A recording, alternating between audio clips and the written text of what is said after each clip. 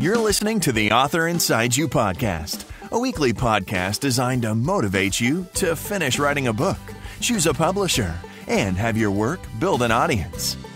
Keep listening if you're looking to get propelled into the next chapter of your life. And now, it's the Author Inside You podcast with your host, Leah and Matt Rafferty. Hello, and welcome to the Author Inside You podcast. I'm Matt Rafferty. And I'm Leah Rafferty. Joining us today is Debra Yates, author of Woman of Many Names. Debra is of Cherokee descent, and having had stories passed down from generation to generation, Debra found herself drawn to a family history, to the point of enlisting a genealogist to verify her conclusions. Debra grew up in Ohio and now resides in Florida. Welcome, Debra. Thanks for joining us today. Well, thank you for having me. How are you all this evening? We're doing great. Wonderful. Very well. Well, Debra, obviously you have very interesting ancestors, but what was the one story that you heard over and over again that made you decide to write a book? I would say, though, the one question that I heard the most was, is it true you're a princess? Oh. And I have to say, yes, of course I'm a princess. You know, we're all princesses as far as I'm concerned. Right. But in the Cherokee beliefs, there are no princesses or princes or kings or queens. As the story went about my grandmother, her grandfather was dubbed the Emperor of America by King George III. So all his children, when they would refer to them, they referred to them as princes and princesses. Oh, okay. My toys children. So that kind of became sort of a legend, you know, of fact. However, amongst the Cherokee people, no, they don't recognize her as a princess any way, shape, or form. Even though there's a placard at the grandmother's grave that says "Last Princess Prophetess of the Cherokee Nation." Oh. So. But no, we're not really princesses and princesses, but it's kind of a fun story. So that story kind of led you to researching and writing the book? It was one of them. It was probably one that occurs more now than before. My nieces and nephews were starting to ask me questions about our Native American lineage and what I knew about it. And I knew stories of my great-great-great-great-great-grandmother, but as I was coming up, you know, there was no internet, and, you know, you just had word of mouth and, you know, written word. You know, you could get some TV back in the 50s, but anyways, I could tell them my age here. But my grandfather had imparted a lot of stories about his mother and about a famous grandmother. She was very famous and very wealthy, he would tell me. And he said, and she was a chief. And I said, no, you've got to be kidding me. And so he would, you know, go in and, you know, tell me the story. Sometimes he told me the same one, you know, 15 times. But, you know, that is how you remember when somebody tells you something over and over and over and over again. That's why sometimes, even in my book, the same basic thought will appear sometimes 3 times. And that is so hopefully the readers of my book, and, you know, will remember those specific details about her and about the way she thought and about the woman that she was. Sure. So it's kind of like an authentic story that you might learn as a child, right? I mean, people don't about just tell Nancy Ward. To me, it was authentic, and she was Nanyehi. I did not know her by Nancy Ward. Okay. The stories that I were told were about Nanyehi, and he would call her Gegeyu, and which means beloved woman. She was Gegeyu, and that was a very important role in the Native American and the Cherokee, because that meant beloved woman. So that's how I knew her. Okay. I didn't know her as Nancy Ward. Yeah, well, I'm sorry. I was just trying to figure out, so how did Nancy Ward, how did the name come about? Well, how that happened was she married for a second time, and her second husband's name was Bryant Ward. And when Bryant, one of the conditions of her marrying Bryant is that she married him in the white way. She was marrying a white man and wanted to marry him in the white way, not the Indian way. The love of her life she married, was a Cherokee Indian, and, that was special to her. But she wanted to be married to this gentleman in particular in the white way. So they went into Charlestown, Tennessee, and got married there by a preacher. The preacher could not say Nanyehi. So he called her Nancy. Oh, wow. So the preacher actually dubbed her, and Bryant thought that it was a lot easier for him to say too, because he struggled with Cherokee as well. And, so that's how she became Nancy Ward, because somebody couldn't say Nanyehi. And she married a white man, so it worked out really well for him. All right, so you have this story, but how did you decide to write the book? How did you, a lot of people have the idea in their mind, but how did you make it reality? What that happened for me was I decided that I needed to write down the stories that my grandpa had told me and that his brothers and sisters had told me. And because I knew they were going to die with me. I had no children of my own. My brother had, several children, and they all have I have great grandnieces and nephews now.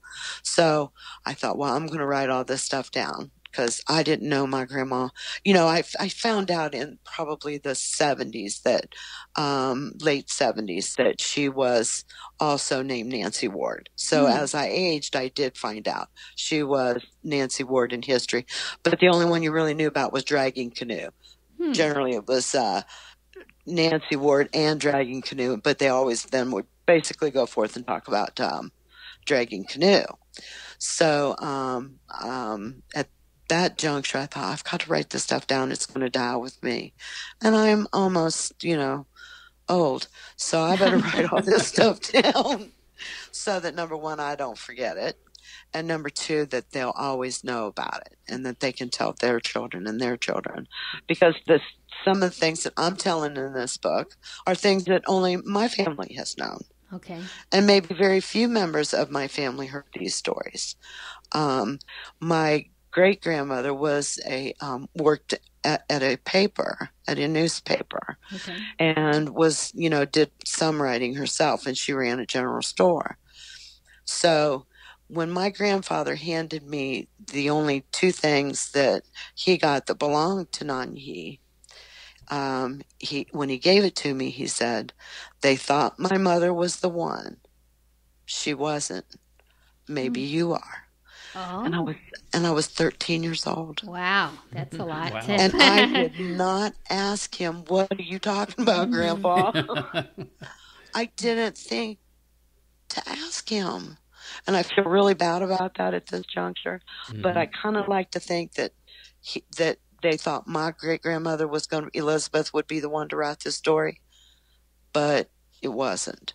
She died young and didn't get a chance to write that story. So sometimes I think God's kept me alive this long just so I could write this. And now that it's done, I can go ahead and go on. So now you're the one, you wrote the book? So I have. It's documented. Did it take long to write the book? It took me about 3 years, I'd say, to write it. Because some of the things that I wrote, I did need to kind of back up with some historical facts to know that it, what I'm writing is, correct. Sure. Is from what I'm going to try to write about what the white man's history was, and there is some of that in there because I had to make it interesting. I mean, my goodness, what I wrote filled up, 30 pages. Of stuff of the stories that I had in my head that I was given. So from there it was okay. That's what I did. I wrote all that stuff down. I gave it to my girlfriend. She typed it all up real pretty for me because I'm horrible with that kind of stuff. I can't run a computer. Oh my goodness. So she typed it all up real pretty for me, and she goes, "Are you home?" And I went, "Yeah." She goes, "I want to bring you. I got all this typing done." I went, "Oh, okay, perfect, cool." She hands it to me, and she starts crying. Aww. And I went, "Oh God, honey, what's wrong? What's wrong?" And she said, "This is beautiful." Great. You've got to write a book. You've got to turn this into a book. And I went, Sandy, you've been the one all these years wanting to write a book, not me. I don't know nothing about writing a book. I can't spell. I can't spell. Nothing against where I went to school, but I went to like 6 schools in 5 years. So, Wow. it was really hard to go from one school district or state to state to state. And the curriculums were all in different places when I would land. Sometimes I was ahead, sometimes I was behind, and, it made it rough. So how did you get this into a book then? So what was the next process? What I did then was I just started reading everything I could get my hands on. And because you got to be passionate about what you're writing about. If you're not passionate about it, I think it will show through that you don't have that passion. And you got to write what you know. Yeah. So I had to do some research. I needed to read, what had been written about her prior and, formulate the story to make it worth, I believe, reading. I would like to do another smaller book and just use those pages. I had to edit it a lot because, I was writing a story that has a lot of angry parts in it also. There was a lot of hurt involved as a race of people. So those things were brought in through my family that, still, had pretty hurt feelings about everything. And my family was out there living on a reservation. Oh, okay. So their perspective had more anger to it. So when I wrote it down there, I went, "Oh, that's a little angry." You got to tone that anger down a little. So you have to go back, and I had to re-edit myself. But it was written with a lot of passion and love for my family. And, you write about what you know. So then what I did was I went, well, I have no idea what to do now. So I hired a publicist, and he, helped me look around for different offers for the book. There were 2 that I could have done traditionally. Congratulations. Yeah, that's great. 2 offers. It was cool. I was excited about that. But I wasn't excited. They don't want to give very much money for them. So anyways, because, I'm an unknown writer. Yeah. So I thought, this isn't going to really change the way I live. So whether it sells or it doesn't sell. So the more research I did, I thought, I'm just going to go ahead and self-publish. So and how was that process for you? Did you like it? It was fun. But I already knew what I wanted. Okay. I knew what kind of typeset I wanted. Oh, okay. I knew what my cover and my front cover and my back cover was going to be. I had my artwork. I did it all myself. Oh, wow. Cool. So you've made the cover. That's great. I didn't draw that myself, but I had somebody draw that. That's great.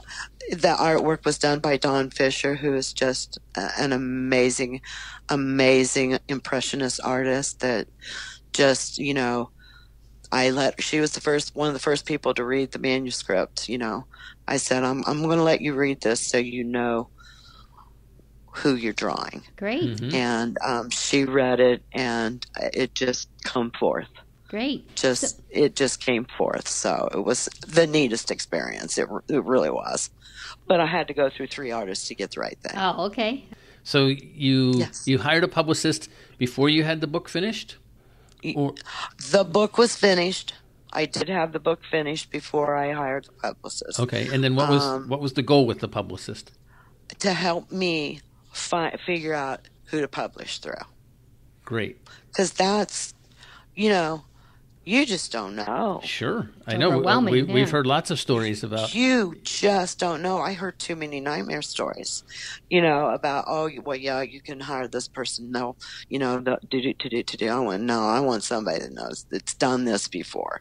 This is my first rodeo here. So I don't want to be in a position to where to have to try to figure all this out. And I did hire an attorney because, I thought, well, I need a a contract attorney that's familiar with, this genre of stuff, because it's actually basically like entertainment.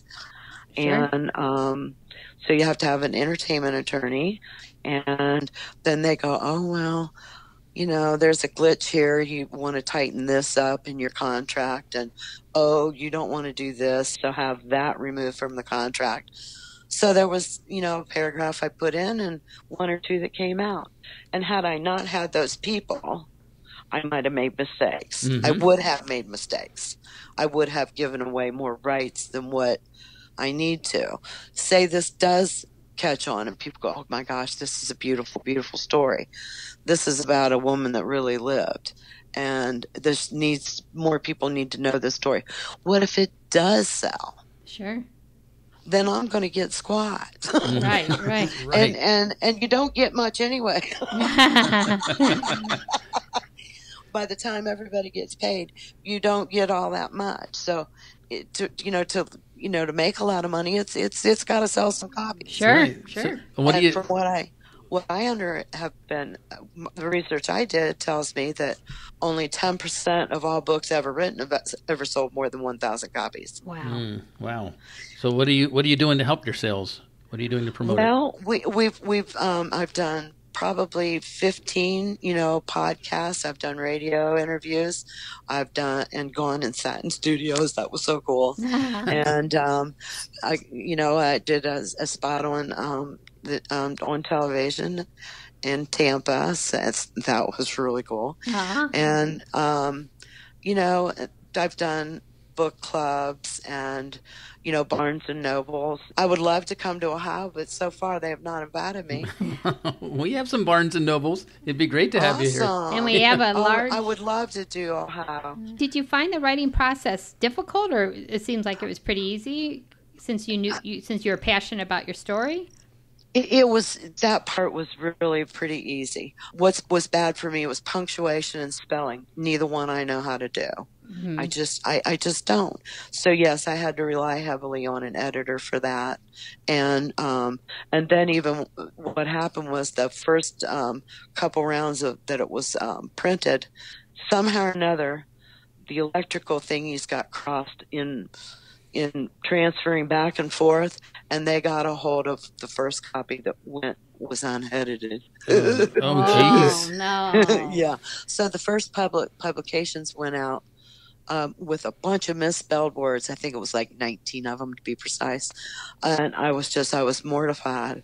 But what do you do? I want to jump back a little bit. When you were talking about Barnes and Noble, how did you line those up? Are you saying you went to the stores and you had book signings at Barnes and Noble? Yes. Right. Okay. So how did you line those up? How did my agent lined all that up for me on my publicist? Okay.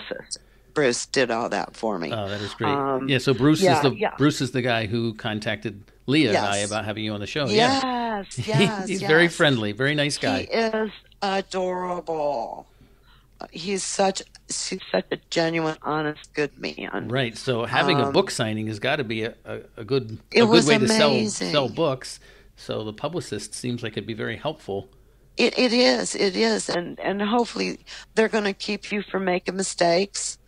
So so hire one of them first, an attorney and a publicist, and then they'll help you find the right fit. If maybe book 2 I can get more money out of a traditional publisher, but I just don't know. Maybe I'll just always self-publish. Those are just things I don't know yet. And those are things I think you just have to pray on it and go where your spirit leads you to go. And mistakes happen. And I've always said they always happen for a reason. I can't see my mistakes in that book. I read it 9 times. I didn't see those errors. Right. It's funny how your mind. That's why you have someone else read it, right? That's absolutely correct. So that was the saddest part for me of all of it, was just that little glitch there. But, that won't happen again. Now, what about your family and sure friends? Are they must be very excited for you. They have been so excited, and they tell me they're proud of me, and because I was 57 years old, 58 years old when I published. Oh, great. So and I'm 60 now, so to get to be this age and start something of this nature, it would probably be more unusual. Sure. But, God always has He's got a plan for us. When one door closes, another opens if we'll just but walk through. So He opened up a door here for me, and I run through it and wrote this book, and I did whatever it was I had to do. I spent the money that I needed to spend to have it the way I wanted it. Mm-hmm. And, you sell yourself to a traditional publisher, and you lose your input. It's unless you are Danielle Steele. Right. And most of us aren't. Right. So, do you have any advice for people who are in the process of writing a book? Write what you're passionate about. Excellent. Find your passion, what you think you have worth sharing with others that is going to help you write the most free. Because I've had people ask me, well, where'd you come up with the idea for that? I don't know. All I can say is God put it there. Where did Leonardo da Vinci get the idea for his drawings? It just comes from your soul. That's an artist. It comes from your soul. So, right. And yeah, when you give anything. But, it's like I'm the accidental author.